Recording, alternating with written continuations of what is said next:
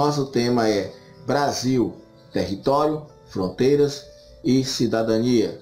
Então, nosso primeiro tópico em cima disso é território brasileiro, extensão e localização. O Brasil é o quarto maior país do mundo, sem considerar as terras descontínuas. Então, as terras descontínuas são aquelas que estão longe da principal parte do seu território, entendeu? Os Estados Unidos, por exemplo, você possui o Alasca, que é distante dele, não é descolado do seu principal território, assim também como o Havaí, que são dois estados que pertencem aos Estados Unidos. Esses territórios, quando se juntam ao território principal desse país, ele passa a posição de quarto lugar país do mundo, e nós caímos para o quinto. Mas se tirar o Havaí e o Alasca e considerar apenas as terras contínuas dos Estados Unidos e a terra contínua do Brasil, o Brasil é maior do que os Estados Unidos. O Brasil possui, conforme você vê escrito aí, 8.515.767 quilômetros quadrados, ok? Lembrando que o Brasil, há pouco tempo, fez uma revisão do tamanho dessa área. E o que ocorreu foi que, com a nova medida, a nova forma utilizada, com tecnologia via satélite, houve um acréscimo desses quilômetros e dessa área nossa, porque agora ficou mais exata a forma de medir. Então, seguindo aí, vamos observar esse mapa, o planisférico, maiores países do mundo. O mapa planisférico é aquele mapa onde o planeta ele é aberto e todos os países, todos os continentes são vistos como se fosse em cima de uma folha aberta, não como se fosse um globo, mas se estivesse plano, ok? Então, aqui você vê o tamanho dos países, de alguns dos maiores países que nós temos. O maior deles é a Rússia. A Rússia tem mais de 17 milhões de quilômetros quadrados. Você vê aqui a China também muito grande, com 9 milhões de quilômetros quadrados, 9 milhões e 600 mil quilômetros. Você também tem o Canadá. O Canadá também é muito grande. Estados Unidos e também o Brasil. Agora, observe que aqui embaixo, você tem alguns dados interessantes. Primeiro, o território brasileiro ocupa cerca de 1,7 km da superfície terrestre. Que isso que é superfície terrestre quer dizer o quê? Quer dizer que todo o globo terrestre, ok? Isso quer dizer de que não é apenas envolve as terras emersas, as terras onde os continentes ficam, mas os oceanos. Então, se pegar toda a superfície do planeta, o Brasil corresponde a 1,7%. A mesma coisa a Amazônia. A Amazônia corresponde a 1% da superfície terrestre, ok? Então, olha só, 5,7% das terras emersas, quer dizer, todos os continentes, todos os países, o Brasil corresponde a 5,7% dessas terras. Aí já não envolve na questão dos oceanos, ok? E também você tem 20% no continente americano. No continente americano envolve o quê? América do Sul, América do Norte, América Central. Agora, em relação à América do Sul, o Brasil ocupa 48% do seu território. Devemos aqui lembrar aqui também que neste mapa você tem uma linha no meio vertical. Essa linha aqui do meio vertical, ela é chamada de meridiano de Greenwich, ok? E aí, o que fica do lado direito dela é o leste, do lado esquerdo é o oeste. Do lado direito fica todos esses países aqui, Rússia, China, e é bom aqui em cima eu mostrar aqui de novo, aqui sempre essa questão de geografia, mencionar, a Rosa dos Ventos está aqui, e a parte de cima o N indica norte, parte do sul S é o S, parte leste é do lado direito, e a parte oeste, parte esquerda. Olha aqui, o Brasil está do lado esquerdo, do lado oeste da linha do meridiano Greenwich. Mas tem uma outra linha aqui, a linha do Equador, que fica na parte horizontal cortando o planeta. Essa linha imaginária, a linha do Equador, juntamente com outra linha de Trópicos Capricórnio aqui, torna o Brasil pertencente ao hemisfério sul, né? Sul. E essa situação do Brasil pegar a linha do Trópico de Capricórnio, e que fica também o próximo trópico, que fica a parte norte do país, do planeta, é o Trópico de Câncer, coloca o Brasil num dos lugares que pega mais sol, incidência de raios solares do planeta. Então o Brasil é um lugar que chove muito, mas que também tem lugares com seca, mas tem uma alta incidência de raios solares. O Brasil também é considerado como um país continental. Por quê? Porque por causa do tamanho dele.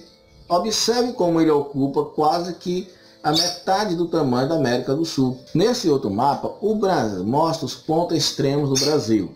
Essa linha vermelha, ela mostra exatamente os pontos mais distantes do Brasil, do lado em relação ao norte ao sul, e tem outro que corta também na posição de oeste a leste, ok? Vamos estudar agora sobre os limites e fronteiras brasileiras.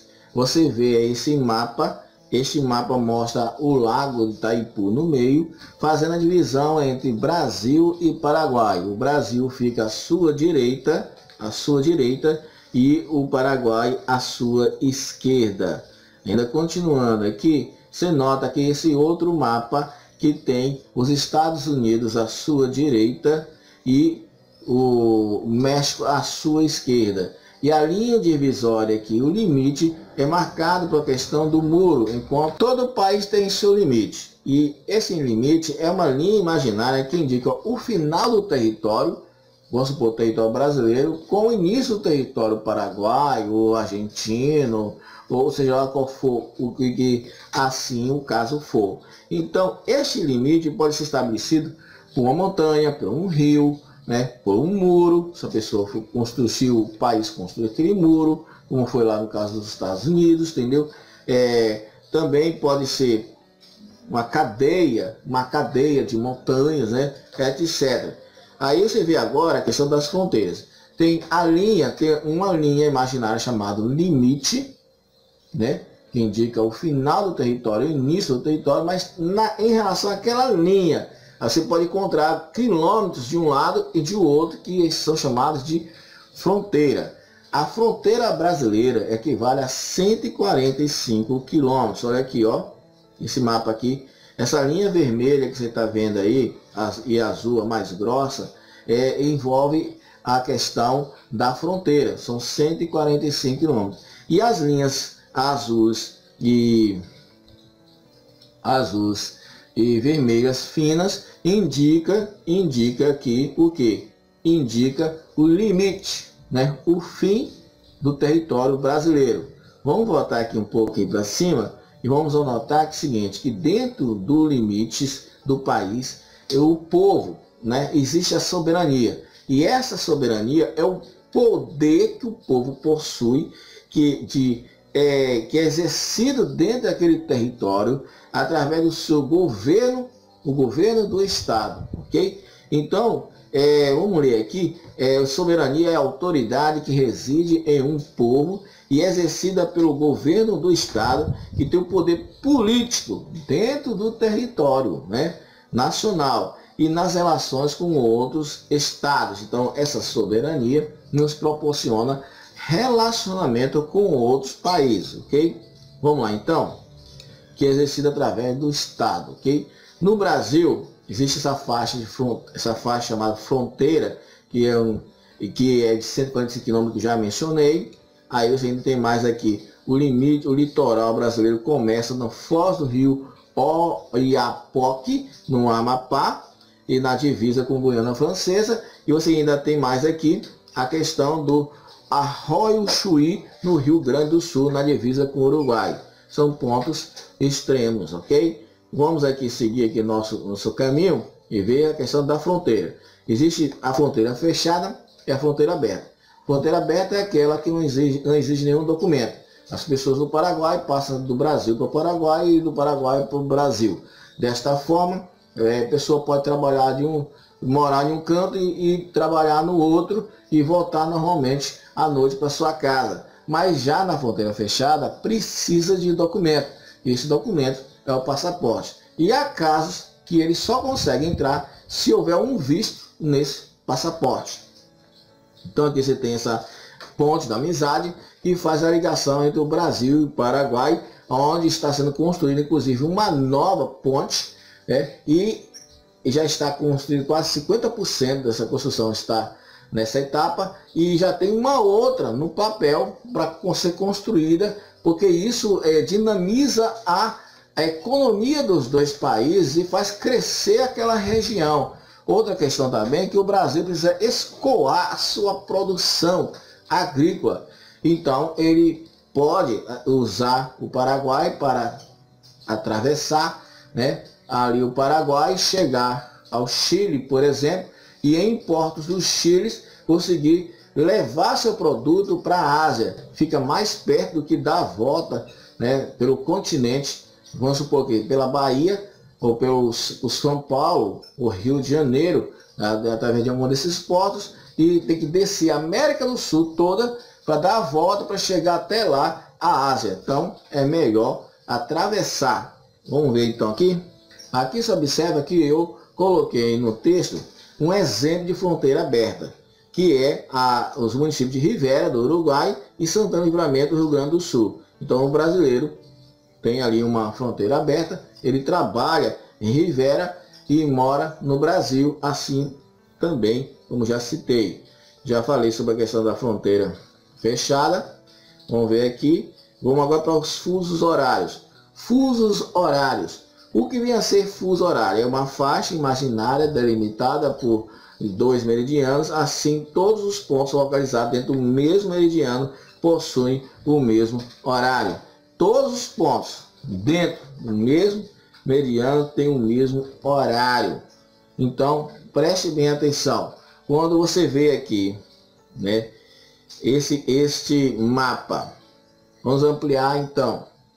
Você observando esse mapa aí, você nota que no meio tem uma linha amarela. Amarela não, azul.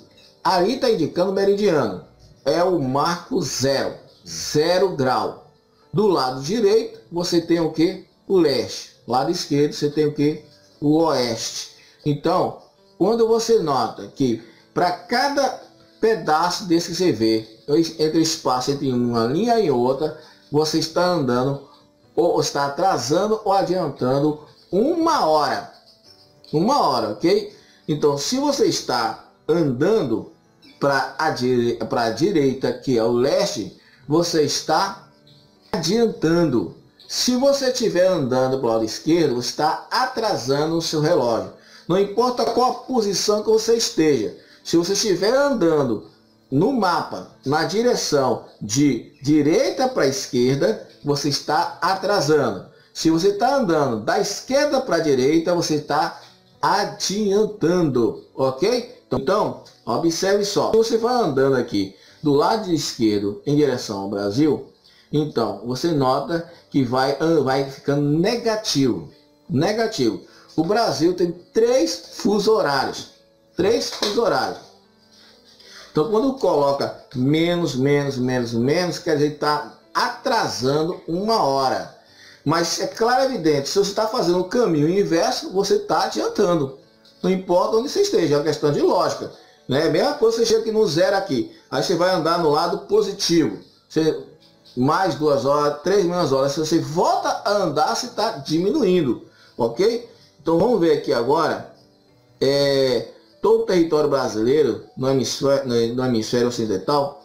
Então, lembrando aqui, o Brasil se encontra no hemisfério ocidental, de linha do Greenwich no meio, do lado esquerdo é no ocidente. E a linha do Equador no meio, na parte horizontal, na parte de baixo, o Brasil está no hemisfério sul. Então, o Brasil se encontra do lado oeste e sul, ok? Vamos ler isso aqui então. todo o território brasileiro está no hemisfério ocidental e possui os horários atrasados em relação ao meridiano Greenwich. O limite teórico é uma faixa contínua sem considerar os limites dos países. Ele não leva em consideração políticas. Então o fuso horário é medido matematicamente, mas politicamente há países que já aceitam o fuso horário, ou se tiver mais de um, por exemplo, dois, e pode considerar apenas um ou todos os horários. No caso do Brasil tem 3 fusos horários. Você vê que o verde está ali no Acre, indica 5 horas negativo em relação à linha do Greenwich, fica no meio, que é o ponto 0.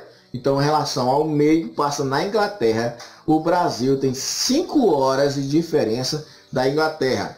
Aonde? No Acre. Mas se for aqui na Amazônia, em Porto Velho, Mato Grosso, já está em 4 horas. Menos 4 horas em relação ao ponto 0 da linha Greenwich, que passa no meio da Inglaterra. Então nós temos, já passa, agora se for aqui nesse amarelo, por exemplo, a Bahia tem 3 horas negativas, exatamente, em relação à questão da linha de Greenwich, que passa no meio da Inglaterra. Território e cidadania, nós observamos que o IBGE divulgou que nós temos 5.570 municípios brasileiros. Data referencial de 1º de julho de 2020. Percebemos, pois, que o Brasil possui 211 milhões de habitantes, ok? Crescendo 0,77% em relação a 2019. O Brasil é um país que é uma república federativa e faz parte deles municípios, os estados, Distrito Federal, a União que é formada pelo Poder Executivo, Poder Legislativo e Judiciário, ok?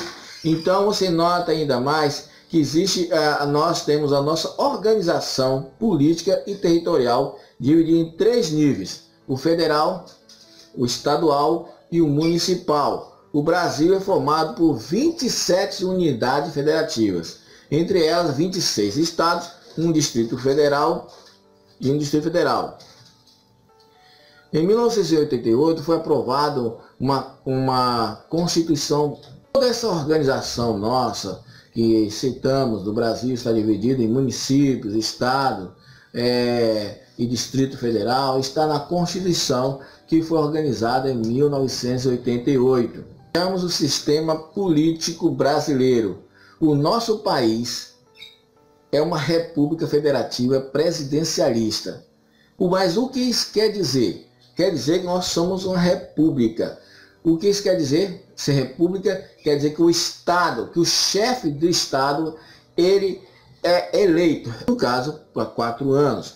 Ela é federativa porque ela possui 27 unidades federativas, 26 estados e um distrito federal. Eles possuem autonomia política para se organizar, quer dizer, existem as leis federais, as leis estaduais e as leis municipais. E nós somos também uma república federativa presidencialista porque nós aceitamos como chefe de Estado o presidente, que é uma pessoa que também representa o Estado. Então ele tem a função de governar, administrar e de representar o país, né? E o país fora, diante de outros estados, porque ele também é chefe de Estado. O Estado compreende o quê? População, governo e território, na qual ele exerce soberania. Olha só as formas de governo que existem.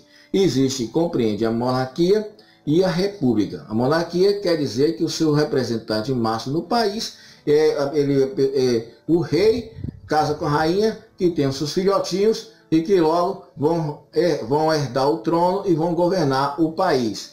Ou a república, em que nós elegemos o presidente. O regime político indica que nós adotamos um Estado democrático ou autocrático. Democrático, nós temos aí o Brasil com as leis, as pessoas elegem seus representantes tem liberdade de ir, de vir, liberdade de expressão, é muito diferente, por exemplo, do que a China, né, do que a Coreia do Norte, do que Cuba, né, e que eles não existe democracia nesses lugares, porque não existe liberdade de expressão, liberdade de opinião, liberdade religiosa. Então, o Brasil é um país abençoado, ainda que tenha muitos que estão lutando para transformar o Brasil igual a China ou até mesmo a Coreia do Norte. Ok? O sistema de governo existe o parlamentarismo e o presidencialismo. Então, nós temos o parlamentarismo é diferente do presidencialismo. O parlamentarismo tem primeiro-ministro. E esse primeiro-ministro não é eleito pelo povo, é eleito pelo parlamento. As pessoas elegem os deputados, né? Elegem esses deputados e depois eles elegem o primeiro-ministro. Esse primeiro-ministro administra o país. Já nós elegemos o presidente diretamente para ele poder governar. Os poderes da União, que já falei, são executivo, legislativo e judiciário. O executivo ele administra a vida pública e executa as decisões dos poderes legislativo e judiciário. Exercido por prefeitos no município, governadores nas unidades federativas e pelo presidente na União. Você tem também o legislativo, que cria leis e julga as propostas da presidência, ok? Mas não apenas da presidência, mas também inclusive municipais, porque o Poder Legislativo Municipal recebe as propostas do presidente, do prefeito, o governo, a Câmara dos Deputados Estaduais recebe as propostas do governador e faz assim o seu trabalho legislativo. O Judiciário fiscaliza o cumprimento das leis. Então, é exercida por juízes. E de forma simplificada é isso. Vamos lá. As eleições no Brasil, vamos lembrar aqui algumas coisas em relação à eleição do Brasil. No Brasil, elegemos representantes para o Poder Executivo e o Poder Legislativo. Vejamos quantos são e quais os poderes. Poder Executivo. Você tem um presidente, um vice-presidente, você tem 54 governadores, quer dizer, e vice.